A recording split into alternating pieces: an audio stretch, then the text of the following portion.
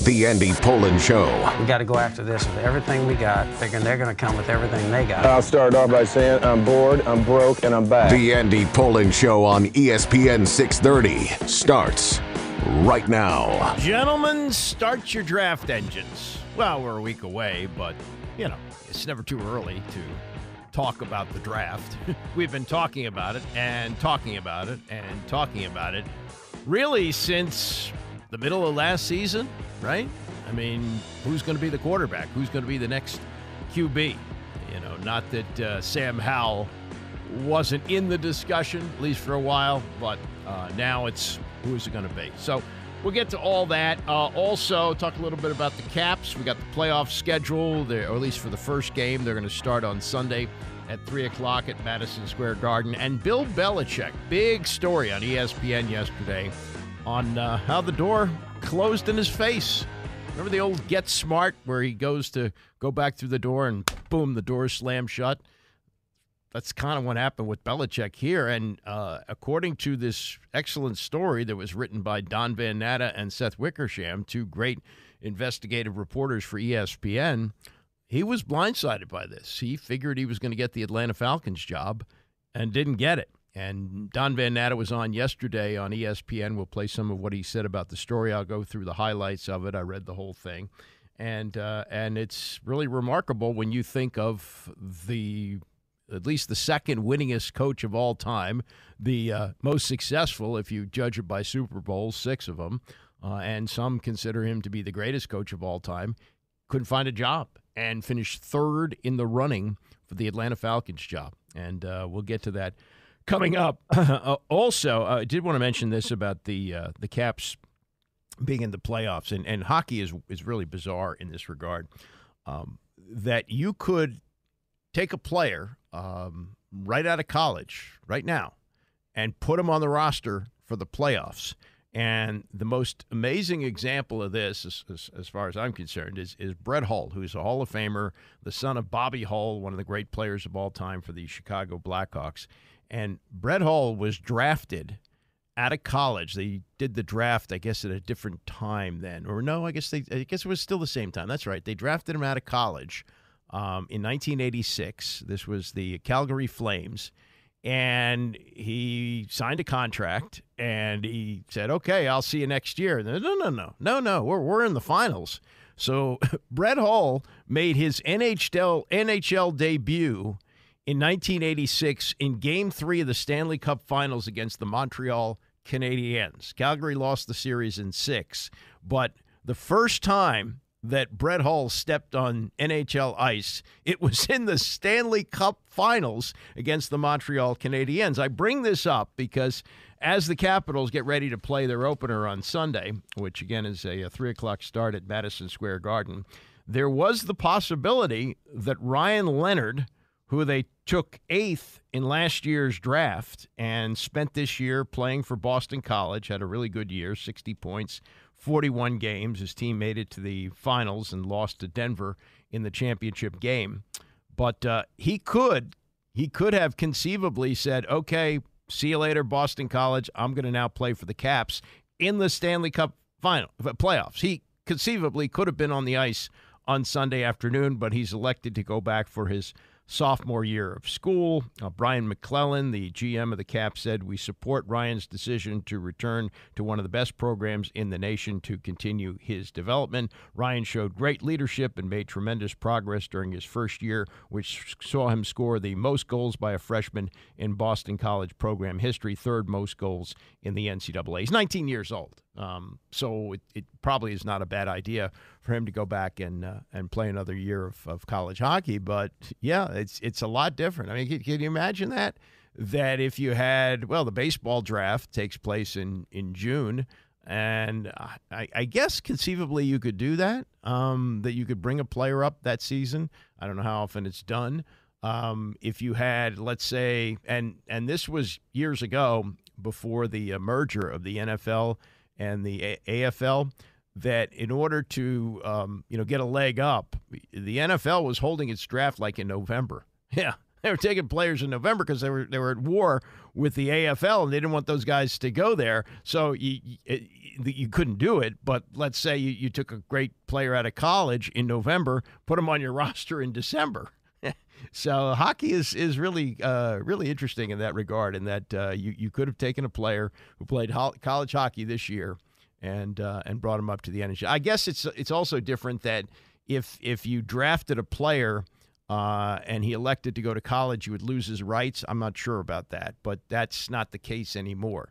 They drafted him knowing that he was committed to play at BC. He had the option of going to the minors for the Capitals this past season, but elected to go play his freshman year at BC, did well, and wants another year of college hockey, and they said, okay, that's fine. We're moving on without you this year. As for what happened yesterday at Ashburn, it seemed to me to be a fairly harmless thing, but on Pro Football Talk, Mike Florio and Chris Sims obviously need something to talk about year-round.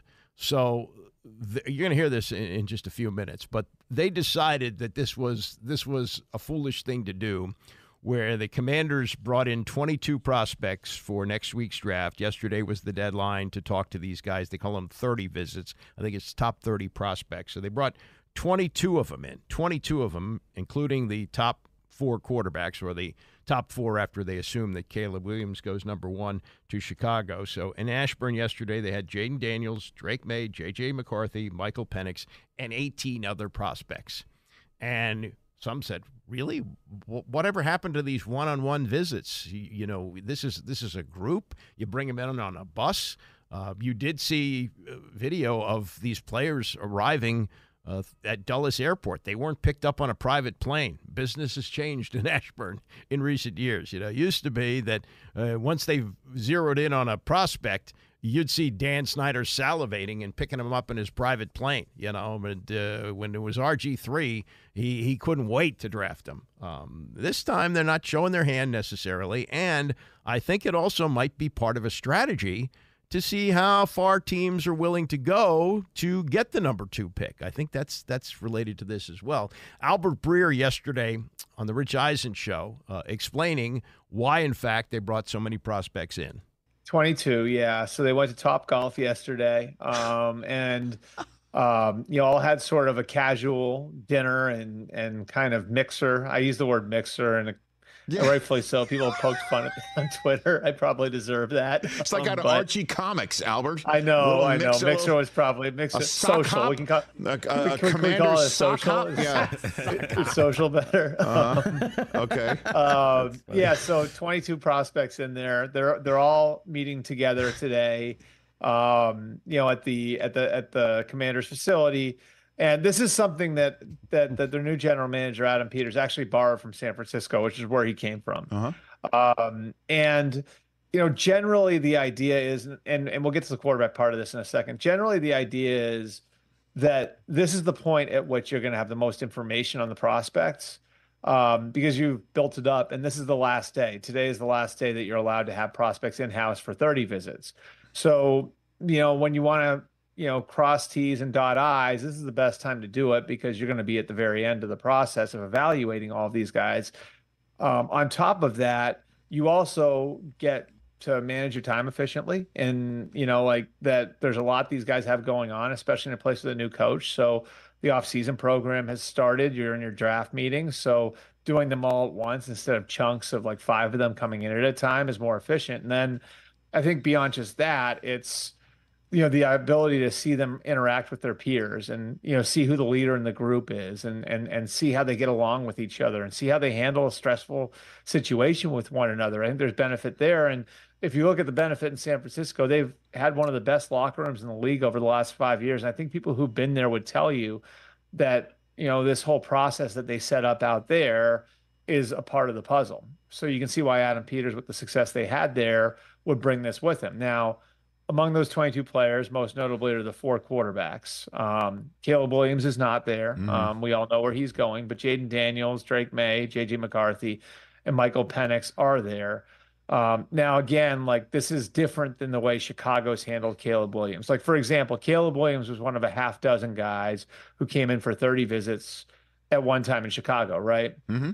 So 5 of the 6 prospects went to dinner at a place called Eddie Merlot's in Lincolnshire near the team facility.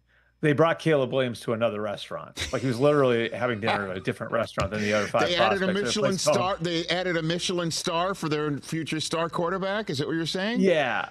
Yeah. So they brought him out to a different restaurant. He went to a place called Sophia Steak. Oh, and sure, I mean, very fine then. but they had him separately because they wanted to meet with him separately. So the Bears brass was there, right? And they had him sit at a table with a bunch of veteran players. So that's one way to do it, where you give the quarterbacks the individual treatment. Yeah. In this case, I think the Commanders really felt like through all of the different touch points they've had, through the private workouts, the pro days, the ability to sit down with these guys on campus, which they've done with all of the guys, meet with them at the combine, and then do the 3 Zoom calls that they're allowed to do of an hour apiece. They've had a ton of one-on-one time with these guys. They'll also have one-on-one time with each of the quarterbacks at the facility today. But ultimately, the way they see it is these 4 guys, whichever one they pick, I think most people expect it to be Jayden Daniels, are going to have to fit in with their teammates, are going to have to be leaders with their teammates. And so they want to see them in as natural a habitat as they can possibly invent for them. And by doing things this way with their peers, they're able to see how they interact with other players. They're able to see who's kind of the head of the group, right? And maybe they get to see, by taking them to TopGolf, like a little bit of a competitiveness with them. So I think it's an interesting approach. I don't think there's any right or wrong way to handle your run up to the draft if you're looking for a top quarterback.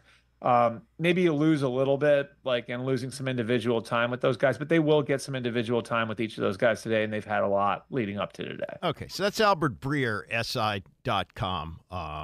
Yeah, is that SI? Yeah, I believe so. Yes, Albert Breer on what the Commanders did in bringing in the 22 prospects, including the 4 quarterbacks. And the part where he talked about what Chicago did with Caleb Williams, where he was one of 6 that they brought in, but they took the other 5 to another restaurant and took Caleb Williams someplace else. I'm not so sure that's the right way to go there. I think you want to see how he mixes with his other teammates, how he leads them. And I was impressed by this because it's different than the way they've been doing business, that when you saw pictures, video of these guys coming to this area, the quarterbacks, they were walking through the concourse of Dulles Airport.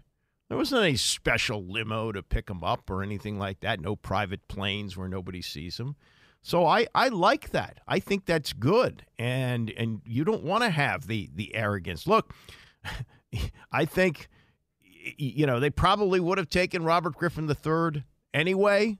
But what we found out about him was he didn't play well with others. He was very much into Robert.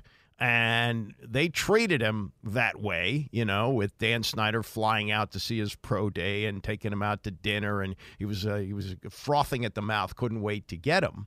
And I think, had they brought RG3 in with a group like this, you heard things like at the Heisman House, where all the Heisman Trophy winners get together to make those commercials. He was off doing his own thing. So I don't think this is a bad thing at all. I think it's an instructive thing. And what do you hear about Tom Brady? Great leader, but also can be one of the guys, and was treated like one of the players by Bill Belichick, was not treated anyway special, and the results were phenomenal. 6 Super Bowl championships. So I'm not down on this. But Mike Florio and Chris Sims, I think partially looking for something to say a week before the draft, decided that this idea of bringing in the 22 prospects, including the 4 quarterbacks, was not a good idea. It seems dysfunctional to me on the surface to do that. And I know that somebody reported that Adam Peters, they did that in San Francisco. I feel like this is just, the owner's available this day and he wants to meet with all these guys, so this is the day we want them all to be here. Why would you dilute your ability to get maximum time and just an opportunity to evaluate? You're trying to evaluate 4 guys at once because the the glass half full story is, well, you want to see how they interact with each other. But you're trying to keep track of these 4 different guys. Like, why would you not? You've got 30 of these visits you can do. Why would you not bring them in one at a time and have maximum opportunity to get to know them individually? I don't understand that either. I mean, I really don't. It's definitely odd to me. First off, why do we care about how they 4 would interact together? Like, they're not going to be together, so who the hell cares? They're never going to be together again. Who the hell cares? I mean, at the draft, maybe. But no, some of them aren't even going to be at the draft. No, that makes no sense at all. Right? I'm more along the lines of you. Why wouldn't you want to dig into each guy there a little bit? Now maybe they're going like, hey, let's get a feel for all these guys at once and what we like and what we don't like, and we compare. And okay, I understand that too a little bit, but again, I think you could do that within each individual day throughout the week, and you could still be like, hey, we had him yesterday. How does he compare to the guy we had in today? I mean, that's where it's a little odd, certainly. I expect it to be Jayden Daniels, but I think they're probably sitting here doing a little bit like, hey, New England might trade up. Maybe they'll trade up to number 2. Maybe we might have to drop down to 3 or somewhere else. Who else are we going to like after Jayden Daniels if we do make a move like that and somebody gives us a king ransom to come up and get Jayden Daniels or something? I understand them doing their due diligence that way. I get that, but it is definitely odd to have it all at the same day. Yeah, I think you're reaching there, but and we live in a world like this. The agent for Jayden Daniels, his name is Ron Butler, he retweeted what you just heard there with the emoji of the person, the thing, scratching his chin like, maybe this is something to think about here. The level that this goes to of something which seemed to me a fairly harmless thing and maybe instructive. It's not like they don't have familiarity with these players. They went to their pro days. They've been scouting them all season. They've talked to their coaches. They've had meetings with them. Come on. Just because you don't have the individualized attention that Florio and Sims think they need from the Commanders' front office, I just don't see it. It's not like they're meeting these guys for the first time. That's not what's happening here. They're big into, and it looks like this, Dan Quinn as the coach and maybe Peters to a same degree, they're very interested in this family atmosphere that guys work well together. And look, we've seen so much dysfunction in this organization over the last 25 years, and a locker room where 53 players go 53 different ways after every game. It's probably not a bad thing. I don't think it's going to be harmful. I don't think they hurt themselves in any way for the draft next week by bringing these guys in together as a group. And how much it's going to determine what they do, who knows? But they may spot something, and it might be something that's very small. But if they examine it closely, they think, that could be a problem. Maybe we're not going to do that. But Jayden Daniels does appear to be the guy they're going to take, though. They've been very careful about leaks there. That used to be the leakiest organization in sports, but they have not tipped their hand. But if it is Jayden Daniels, Louis Riddick says, thumbs up, big time. We'll hear what he has to say about that as we continue. It's the Andy Pollin Show, ESPN 630. The Andy Pollin Show on ESPN 630, the sports capital. All right, Mike Callow's in for Tony at 11 o'clock today. I was just perusing through my Twitter during the break, and this popped up from a site called Brooksgate, where they list the most famous fan of each major league team. They're really reaching on some of these. Some Bill Murray would be the number one Cubs fan for sure. Barack Obama, when he was in office, made sure to tell us that he was a White Sox fan, not a Chicago Cubs fan. Peyton Manning lives in Denver, so he's a Colorado fan. Okay, Colorado Rockies. Will Ferrell is an Angels fan. Snoop Dogg is a Dodgers fan. Well, we know this from every World Series. The guy who shows up in that orange getup, Marlins man. Yeah, he's clearly a fan of the Marlins. Nobody knows his name. Oh, Jerry Seinfeld has professed his love for the Mets all the time. Here's what they pick for the locals. Now, in the case of the Orioles, I believe he is from Baltimore, so Edward Norton would be the number one Orioles fan. But they list for the Nationals Paula Deen? Really? Paula Deen would be the most famous Nationals fan? I find that hard to believe. I think Pat Sajak, who has a house in Annapolis, he would be a fan of the team. There's probably others that just aren't coming to mind. Wolf Blitzer probably would be considered to be a huge Nats. Paula Deen? Paula Deen is the biggest celebrity who roots for the Nats? Yeah, I don't think so. Yeah, I don't think that's the case at all. But that's what they say. They say that we know Dick Vitale. He's a season ticket holder for the Rays. Okay, there. But I don't know how they come up with these things. Anyway, Louis Riddick, who is really a good football analyst on ESPN, played in the league. He was in the front office of the Redskins at one time. His name has been mentioned for a variety of front office jobs, including one here. But he has remained at ESPN, still really doing good work, and was at the Pro Days. He was the reporter who was covering the Pro Days for ESPN, so he had an up-close look at these players. And he's saying now, which should probably be pretty comforting if you believe that the Commanders are going to take Jayden Daniels, and if you believe in Louis Riddick's eyes and what he is able to analyze, he is saying that it would not be a slam dunk for him if he were general manager of the Chicago Bears in taking Caleb Williams #1. He's that impressed with Jayden Daniels, as he told our morning show on Sportsmanlike yesterday. Caleb can do certain things as far as throwing the football from different platforms that look very, very similar to what 15 does from Kansas City. No doubt. And we all know who that is in Patrick Mahomes. Jayden Daniels has repeatable throwing mechanics that look the same every time from the pocket. It's beautiful. It's textbook. And he can throw out of structure, and he can throw off platform, and he can rip you for 90 yards running the football. And he's a guy who's a great leader, and he's a guy who earned the respect of everyone at LSU, and he's someone that every coach who has interviewed him has told me he's brilliant. I'm taking him #1. That's who I would pick. If I was Chicago, I'd take him first. Can I ask a crazy follow-up on this? I know I said last thing.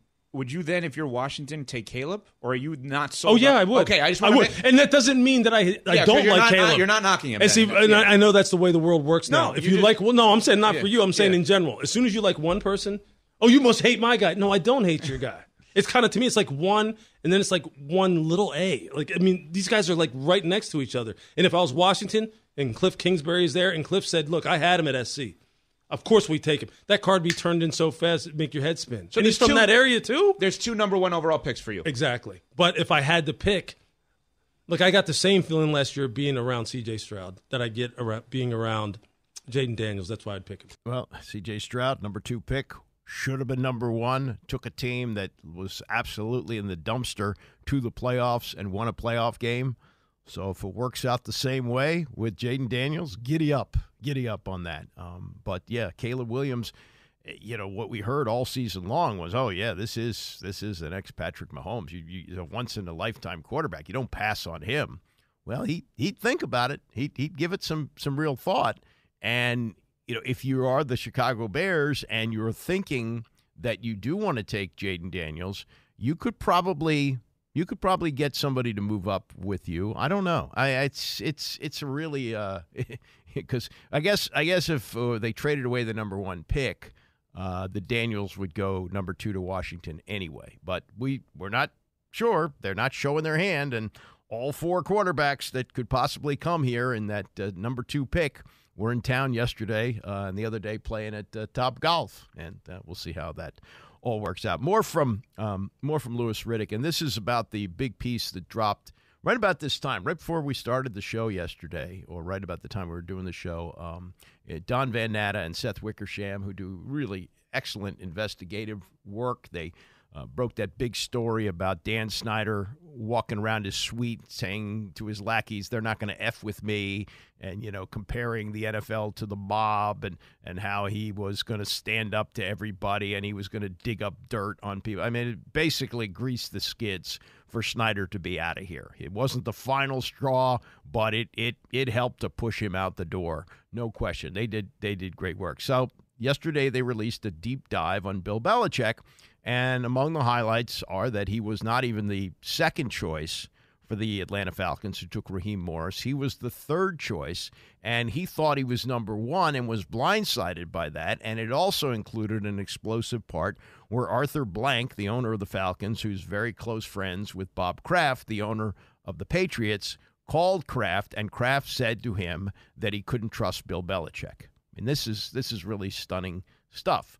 The story came out about the time that Riddick was on, so he really couldn't react to it. But the larger picture of a season is going to start in the fall here in September, and Bill Belichick won't be a head coach for the first time since he was an assistant with the Jets in the late 90s, and won't have been in the head coaching mix since he took over the Cleveland Browns 31 years ago, and won't be a coach of any kind since he started out as like a quality control coach for the Baltimore Colts almost 50 years ago.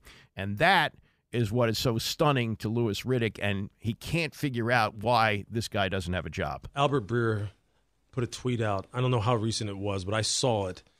And essentially it said, this is, not a good look on the part of NFL ownership that this guy who wants to work, who is going around right now, he has spent time out there with Jed Fish at Washington. He was at Nebraska with Matt Rule, basically conducting what essentially I would imagine amounts to like a free football clinic for these guys. And Matt Rule is talking about the fact that Bill Belichick, like he was embarrassed about the fact that this guy knows so much that they were all sitting there like, can you believe this? We're actually being taught by this man, in the springtime, downloading all of his knowledge, but he wasn't good enough to get an NFL head coaching job. Now, I know a lot of people will throw out the whole culture issue and how things were in New England. The Patriot way was Tom Brady and it wasn't Bill, and that, Bill was hard to work with, et cetera, all those different things. But as someone who played for him, and I can also attest to the fact that it wasn't always easy, his knowledge is so far above and beyond the game compared to so many others that really right now where I would turn my attention to are the people who are doing the hiring and what kind of questions are actually being asked of a guy like this. Or are you intimidated by the fact that you don't know anything that he hasn't already seen? So then it just becomes, well, do I really just want to be around him? Does he really have the personality that I really want to be around? Is he someone who, to me, makes me feel good about owning my football team? Because otherwise, cannot be a competency issue. It's not. We all know that. And I think right now it's just interesting that all these stories that just keep coming out about him, whether it be good or bad. But essentially what it is it's just shock that he's not involved in the NFL right now. And as we were just saying before we came on here, it's weird to me the fact that Nick Saban isn't associated with college football. For whatever reason you believe he walked away, and Bill isn't associated with the NFL. That is sad to me because these guys are titans. They're pillars. They're people who changed the game. Bill was changing the game along with Nick back in Cleveland back in the 90s. They were doing stuff back then that we talk about now as if it's new. It ain't new. It was being done 30 years ago. We just didn't have the internet and social media and every other, X and O genius talking about the fact that, match quarters and, cover four or something that's just so No, it's not. They were doing this back in the 90s. These guys are trendsetters. I hate the fact that they're not involved. I hate it. Well, there is age, and age is a factor here. Saban walked away on his own. Belichick, you could say he walked away on his own. It clearly looked like he was pushed, and if, in fact, Kraft has gone around telling people that you can't trust them, it looks like it was a nasty divorce between the two of them. Not so with Saban. Saban just looked at the landscape and said, I gotta basically bribe players to come here and bribe players to play. That's not what I signed up for, and I've got all these championships. I just don't need it anymore. I'm going to play some golf. So it's a little bit different between the two of them. But I put this out on Twitter yesterday, and I'm reminded of a great quote from Casey Stengel. Stengel, a Hall of Fame manager, had all those powerhouse teams with the Yankees in the 1950s and the 1960s. And finally, he lost a World Series. The World Series in 1960, where the Pittsburgh Pirates hit the walk-off home run, that was the end. And they decided to make a change after that season. Can you imagine that? He came within, a couple of outs of winning yet another World Series, and they said, nope, Case, got to go, time to go. And they hired Ralph Houck. And in his news conference, Casey said, I'll never make the mistake of turning 70 again. Now, he did get another shot, but it was at the opposite end of the spectrum. He was the first manager of the New York Mets in 1962 and was famous for falling asleep in the dugout during the games, and it was a hapless bunch, and they had arguably the worst team ever in that first expansion year where they won 40 games and lost 120. And Casey would say, can anybody here play this game? His image on the way out the door was a lot different than coming in. He was a great manager and had great teams with the Yankees, but age was a factor here. And in the story, and I'll get to more of the details coming up in the next hour, but in the story they say if Belichick was 63 instead of turning 73 next season or at the end of next season, that he would have a job. But one of the things they point out is he's 15 wins short of Don Shula's record, which he wants. And the fear is he takes over, they change everything, they fire this guy, fire that guy, redo everything to suit Belichick. He stays 2 years, he gets the record, and then he leaves. And they don't want to do that. So age is a factor. Age happens all the time in these kind of situations where whether or not the person is still competent, they look at the short term, long term. Like Pete Carroll. Pete Carroll was doing a hell of a job, I thought, with Seattle, but 72, they said, no. Time, got to go. And he made it pretty clear he didn't want to go. And he's even saying he'd like to coach again and may even get another shot. Who knows? But once you get past that big 7-0 number, people start to look at you a little bit differently. Maybe they shouldn't. I've always said this about Tony, who's 75. He's still got his fastball. It's a little different thing that he's doing than managing a team or coaching a team. But sometimes people can still perform at a high level at an older age. It's just that you really have to continue to prove yourself, and you have to win big time, which Belichick has not been doing without Brady in recent years. Couple of basketball things. One, and unfortunately for Joe Biden, I think he made a mistake by discussing how the salaries are so much lower in the WNBA. Realize it's supply and demand. That league doesn't produce the kind of revenue that the NBA does, and it's a loss leader for the NBA. The NBA, if forced to have a salary structure for the women's players that's similar to the men, they would shut the league down. They would. Now, Caitlin Clark could be a game changer in that, and she'll raise the salaries. Will the players in the WNBA be making $10 million a year? No, probably not. But she will, because she's now reportedly worked out a deal with Nike that is for 8 figures. There are other players who have shoe deals, Sabrina Ionescu with the New York Liberty and Elena Deladon of the Mystics, though I don't think she's playing this year. I think she said that she's going to sit out another season. Clark was already getting paid by Nike, by the way, at Iowa. So that was a real bargain for them. They signed her in 2022. So now that she's in the WNBA, she'll get more money, and she will make her debut on May the 3rd when Indiana faces the Dallas Wings in the preseason. 36 of their 40 games will be nationally televised, and I don't know the schedule when they're coming here, but they will play the Mystics, obviously, and their arena seats 4,200. And the team mentioned the possibility of looking for a larger arena. And you'd say, well, they have one, don't they? They used to play at what is now Capital One Arena, which seats 20,000. Here's the problem. All the renovations that you're hearing about with the district and the district kicking in $515 million, those have to take place in the summer. So I could conceivably see the Mystics playing at Xfinity Center. I think that's the second biggest arena around here. And, it's summertime, so there's not as many students, and there's pretty good parking there. So I think that's quite possible that the Mystics will be playing there. There has been no announcement yet, but they're looking at, wow, this would be an incredibly tough ticket, no matter how big the arena is for Caitlin Clark, and to get only 4,200 in the arena in Southeast, the entertainment and sports arena. That's a waste of money, so a waste of resources there, and they'll probably get something worked out there. The other basketball story that I wanted to mention was this story about Jonte Porter, who is now banned for life from the NBA for betting on games, and this is. If this scandal was going to happen in the NBA, they needed it to happen to a guy like Jonte Porter, who's on the fringes. He's got like that 2-way contract where he plays, some of the year in the G League, and when they need him, they bring him up to the Raptors, it wasn't a star. Now, you might say, man, no star is going to get enticed by gamblers because they make too much money. And Jonte Porter's salary this year it's not bad. It's $410,000, but it's not, in the stratosphere of stars. But just the blatant stupidity of this, a couple of the details. One, they really caught him when he, with another individual, a known NBA bettor, placed $80,000 on Porter not hitting the numbers set for him in parlays through an online sports book. Would have won $1.1 million. Took himself out of the game after 3 minutes. You rarely see a player take himself out of a game.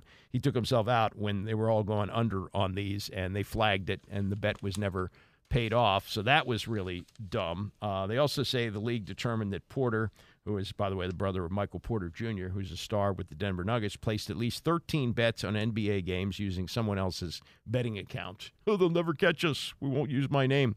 The bets range from $15,000 to $22,000. The total wagered was $54,000. It generated a payout of $76,000 and a net winnings of almost $22,000. They did not involve a game in which Porter played, but 3 of the wagers were multi-game parlays, including a bet where Porter, who is not playing in the games involved, wagers on the Raptors to lose. All 3 of those bets lost. Oh, my God. So it's a combination of blatant stupidity, but it's also this incredible enticement that you have where everywhere you go, they're asking you to bet. And a player with a little bit of disposable money, and he's looking around the locker room, and he's looking at players who make more in a week than he does in a year, and he's saying to himself, I got to roll with these guys, and this is too tempting. And plus, the big fear of this is that he's got inside information. He knows, who's hurt and who's not. If he's betting on NBA games, this was the third rail, and the commissioner banned him for life. The Raptors supported, of course. I mean, it's just nothing you could do on something like this. But this will not be the last. This will happen again because people think they're smarter than the system. It won't be as big a blatant stupidity as was here. $80,000 bet on parlays involving a fringe player in the NBA. But there'll be other things like this. It's unavoidable, and the Shohei Ohtani storm, which now apparently has blown over. Everything got pinned on the interpreter, nothing on Ohtani. There will be more things like this to come. It's unavoidable. It's going to happen, and you can be pretty sure about that. Next hour, we'll spend some more time on the Bill Belichick story that was done on ESPN yesterday. We'll get to that and more as we continue in the next hour. It's the Andy Pollin Show, ESPN 630. All right, we got Tony's show at 11 o'clock. Mike Calla will be in for Tony today. 78 degrees. Yesterday was really nice. It's a feel-good time of the year. It's not too hot. It's not too sticky. It's all good. It's not all good for Bill Belichick. He's fine. He's being paid $25 million a year not to coach this season. But he's not working. And that is stunning to a lot of people, including Bill Belichick, who thought that it was pretty much a done deal that he was going to go to the Atlanta Falcons. He's sitting on Arthur Blank's yacht. Arthur Blank, he's an old-time owner, wants to win, and it should happen, right? And then he finds out, Raheem Morris? Really? I hired Raheem Morris, and I'm not getting the job, and nobody else has brought him in for an interview. So a deep dive, and they do great work doing this. Don Van Natta and Seth Wickersham. It was Van Natta and Wickersham who did the great reporting on the Commanders and I think helped to pave the way to get Dan Snyder out of there. So we thank them for that as Commanders fans, at least I do. And they talked first about the record post Tom Brady in New England, and this more than anything is the reason that he's not the coach of the Patriots anymore. He went 29-39. That is not acceptable for an organization that's used to winning Super Bowls. They want him under Belichick, and I guess there was that period of time where he gets rewarded for doing that and gets to stay on the job.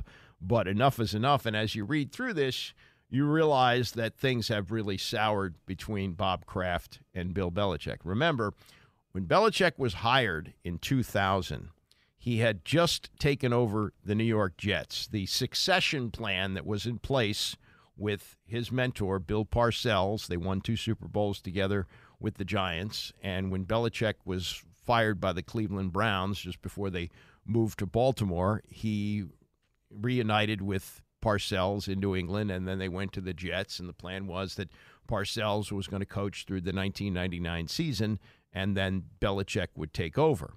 And Belichick had the job for a day, and then he famously resigned, like on a napkin, saying, I resign as HC of the NYJ. And it was because Bob Kraft said, I got to have this guy. I got to have Bill Belichick. People said, really? Bill Belichick? The guy who got fired in Cleveland and who just kind of mumbled to the press at every news conference? He's not dynamic. Why would you want him? He wanted him, and they made beautiful music together for 23 years. They won a lot of games, and they won 6 Super Bowls. They went to 9 Super Bowls over that period of time.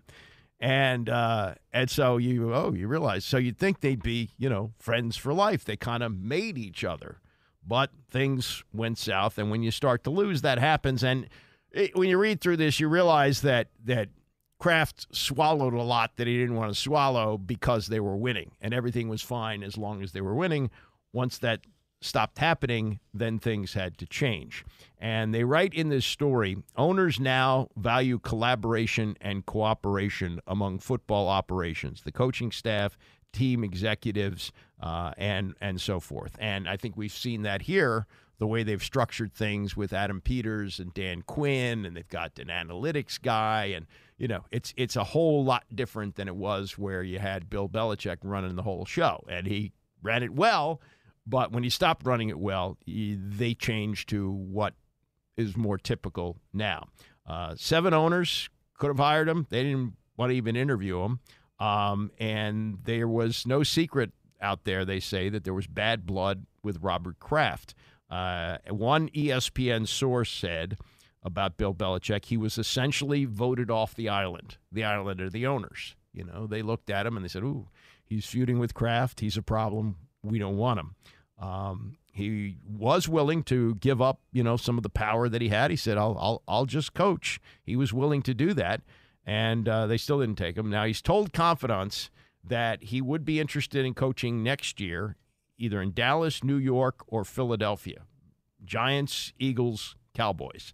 But a friend, and there's some anonymous quotes in here, a friend told Van Natta and Wickersham, I don't think Bill Belichick will ever be a head coach in the NFL unless it's for Jerry.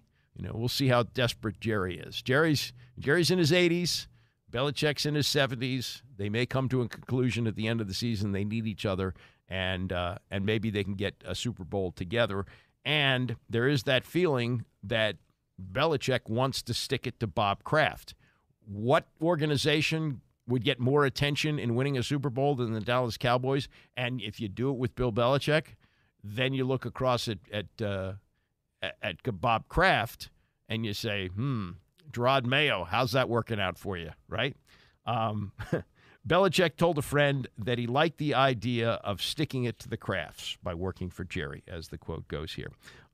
There was also some interest in Carolina, but David Tepper likes to sift through the data and critique the play calling. That wasn't going to work. That's like, Dan Snyder insisting that Jim Zorn have lunch with him on Friday to tell him the game plan.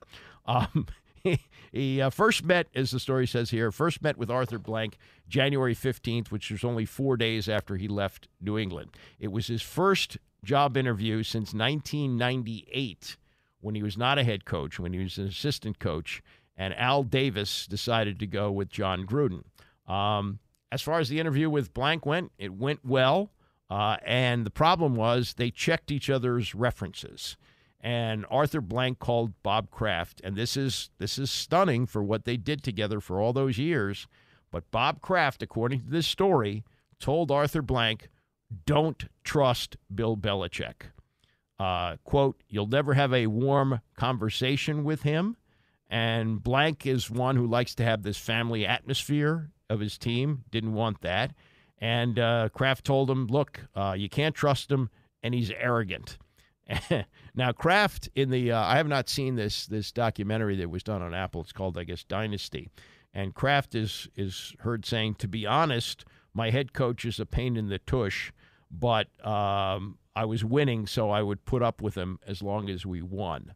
And then there's also a note in here that if Belichick were 63, he might be getting a job. But Morris was hired, and Belichick was stunned by that. That was a stunning development. Van Natta, who helped to write this story on yesterday with Jeremy Schaap on ESPN, and pointed out that the bottom line, more than anything else, was the post-Brady record of 29-39. That record did him no favors with the teams that had vacancies. And it wasn't just the record. It's also he was a powerful general manager who had a bunch of busted draft picks, particularly a quarterback, and leaves behind a Patriots team with a lot of openings in that roster, a lot of holes that need to be filled.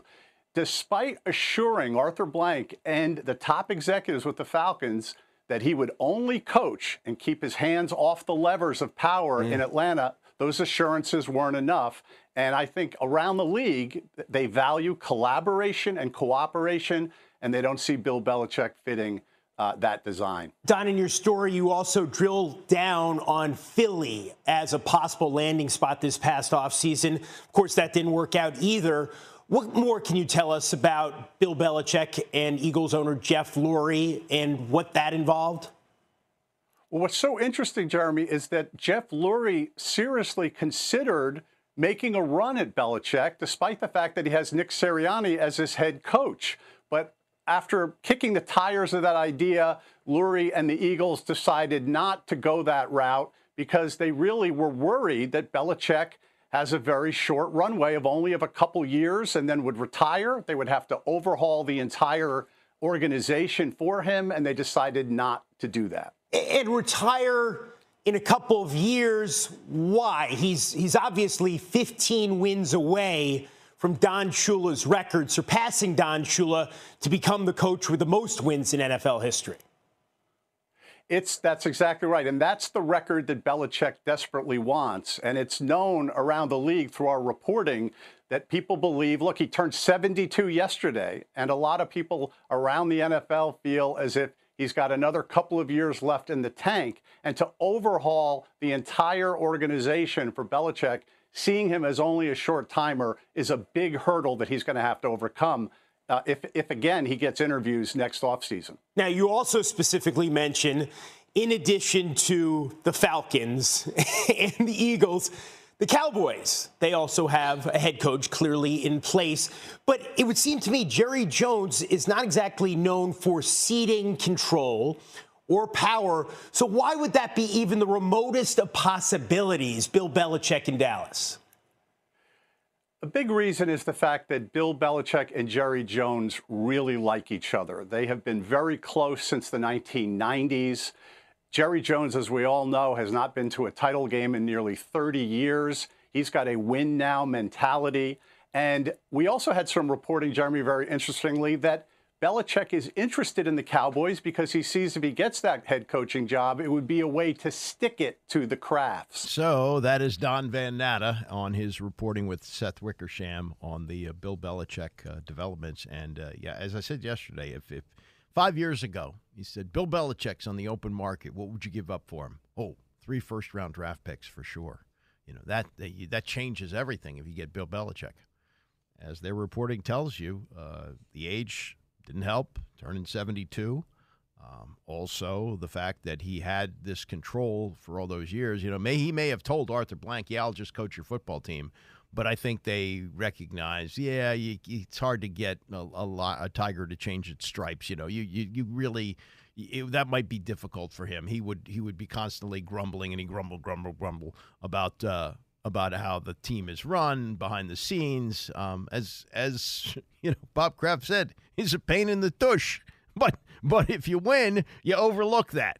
And he would have to win big for it to work out. So we move on, and we move on with Belichick doing something that, again, a couple of years ago, you would have said, no freaking way this is going to happen. Because Belichick always treated the media like dog do on the bottom of his shoe. like, oh, I stepped in and I got to just clean this off. And he'd give him, nothing, just kind of mumble through the various press conferences he did during the week and after the game. He wouldn't give you anything. He wouldn't give you anything. So the thought that, two parts. The thought that he would get into the media is surprising on one level. And the other is that he's teaming up with, of all people, Pat McAfee, who does his show in a sleeveless T-shirt, drops F-bombs when he's not on ESPN but doing the streaming part of it. And you would say, Bill Belichick and Pat McAfee teaming up for a show? Really? Is this some kind of a joke? Is this something from The Onion? No. It's going to happen, and it's going to happen next week on what they're calling the Pat McAfee Draft Spectacular, April 25th, starting at 7:30. It'll be streamed on YouTube, TikTok, and ESPN+. The special offers fans a non-traditional broadcast option to watch the upcoming draft, utilizing a wide range of personalities and analysts to break down picks while also emphasizing the draft experience from a fan perspective. And so Belichick was on yesterday to promote this on the McAfee show. And here's a little bit of flexing of his muscle, what he does. What you'll hear are probably more words spilled by Belichick in this soundbite than he has in the last 5 years in New England. But the question was about how long does it take to judge whether or not you drafted a bust. And here was the timeline that Bill Belichick offered yesterday on the Pat McAfee show. In my experience, I think we've always graded a player for really what we think they'll be in year two. What will the player be in year two? Now, year two could be halfway through his rookie year. Year two could be, a year and a half. It might not be year two. It might be almost year three. I would say, but there's a point where the player figures things out. He gets in, he understands professional football. He's had a chance to train, to, physically develop to a point where he can be at a very high competitive point. And then what do you have? And I could cite a lot of different examples, but just going back to the Giants, Phil Simms, everybody talked about Phil Simms, what a bust he was. And he was a great, great player, but he played, in some tough circumstances his rookie and second year. Had a couple unfortunate injuries, but Phil's a tough guy. He was a tough player. There was no softness in him. He was as competitive as they get. But the fans were on him, and we blew it on Phil Simms. We blew it on Mark Haynes. There's another guy who turned out to be an all-pro cornerback who didn't play his rookie year. Brady didn't play his rookie year, and, we have Tom Brady. So you judge Tom Brady after his first year, and, you have literally nothing.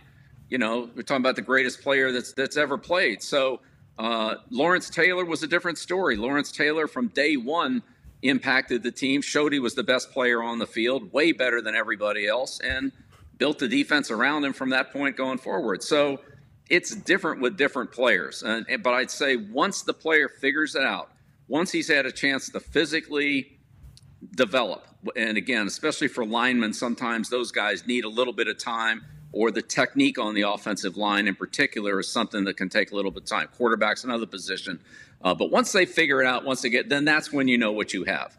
And it's usually not day one of his rookie year. I would say Lawrence Taylor would be the, kind of the one exception to that rule. But there's not too many guys, maybe, like Gostkowski, a kicker, could come in, Pat, you come in and kick from day one.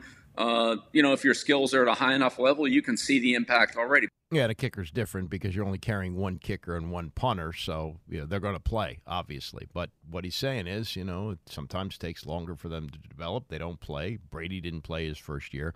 The Lawrence Taylor thing, if you don't remember this, if you're too young for this, Lawrence Taylor was the number 2 pick, I believe, of the 1981 draft. And he was great at North Carolina, but nobody knew how great he would be in the NFL. And Belichick has called him the greatest defensive player who ever played the game. And he's a real student of history of football. And he was so good that he created a position. The position was called H-back, and it was developed by Joe Gibbs specifically to block Lawrence Taylor because he knew he couldn't block Lawrence Taylor one-on-one with a tackle. So he had to have a tight end chip on Lawrence Taylor, and the original H-back was one Doc Walker, Richard Doc Walker, who's been a good friend for many years and continues to do great broadcasting work. Doc Walker, who thought when Joe Gibbs came to Washington with the Air Coryell offense that he was going to catch a lot of passes. He didn't. He caught some, but his job was to help out on the blocking, did a great job with that. And they tried some other players there. Donnie Warren did it, I believe. But they used a variety of players to chip on Lawrence Taylor because he was that good. Also from this conversation yesterday, we were talking about the decision that the Commanders made to bring in the 4 quarterbacks, Jayden Daniels, Drake May, J.J. McCarthy, Michael Penix, along with 18 other prospects. The other day, or over a 2-day period, they took them to TopGolf, and they wanted to see how they interacted. Remember, Adam Peters started out as a scout in the New England organization under Bill Belichick. And Belichick said about that on the McAfee show yesterday, we had as many as a dozen players come in on the same day so we could see them work together. Bringing in a lot of guys at one time for a draft visit is an efficient way for your staff to get to know them. So while Mike Florio seems to think it's the craziest idea in the world, here's a guy with 6 Super Bowl rings who says, yeah, we used to do that too. That's a good way to find out about these players. More from Bill Belichick, though, in his appearance yesterday on the Pat McAfee show. And you've heard this from people who have had dinners with him, seen him away from the office, that Belichick has this really great sense of humor. I don't know if that's necessarily the case, but he was somewhat playful yesterday. I don't really watch the Pat McAfee show, but when I find out he's got a newsmaker on there, I'll watch some of the clips on YouTube. And it seems like there's like 7 or 8 guys in the studio with him. He's just got his boys hanging out with him. Some of them are just friends, and some are ex-players like Pac-Man Jones.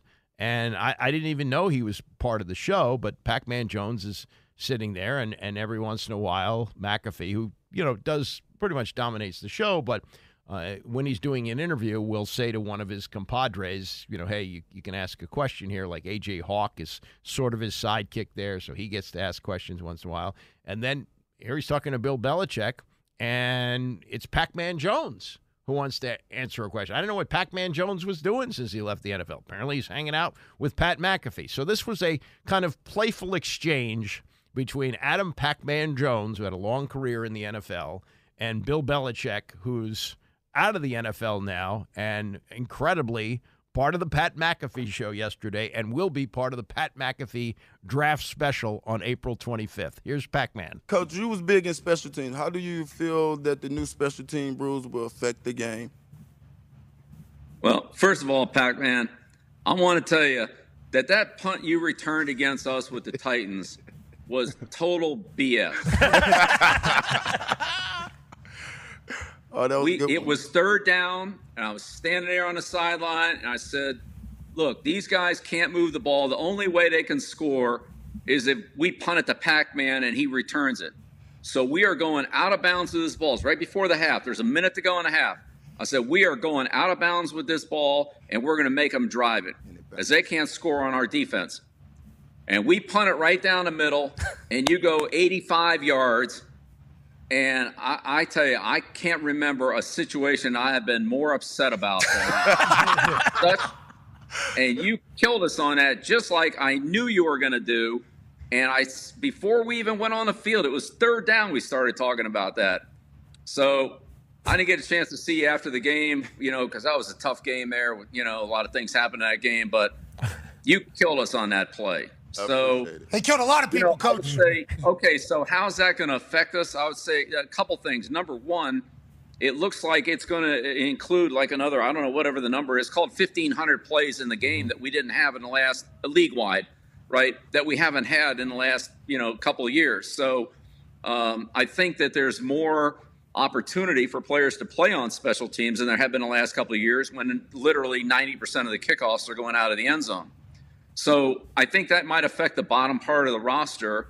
And I would say with the new kickoff rules, because there's really no running involved, the kicking team's already down there, the return team's already set up, that there'll be more of an emphasis on size players in the return game than speed.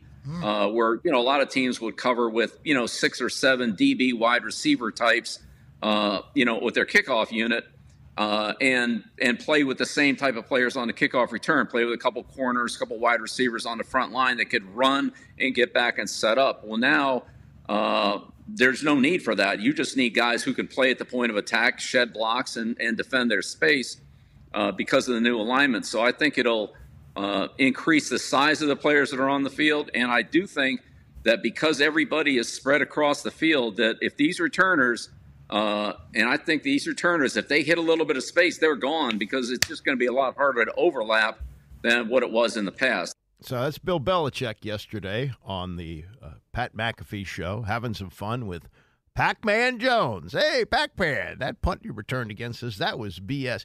If he does a lot of that, it might I don't know what television role he's going to have this year. I don't see Bill Belichick as part of the guffawing set on, one of these pregame shows where, they have 8 people. I don't think that's going to work out. Could he be a game analyst? Yeah, I guess that's possible. That might be something that he might be interested in doing, so he can go around the league and talk to various coaches and, find out what's happening for his return, he hopes, in 2025.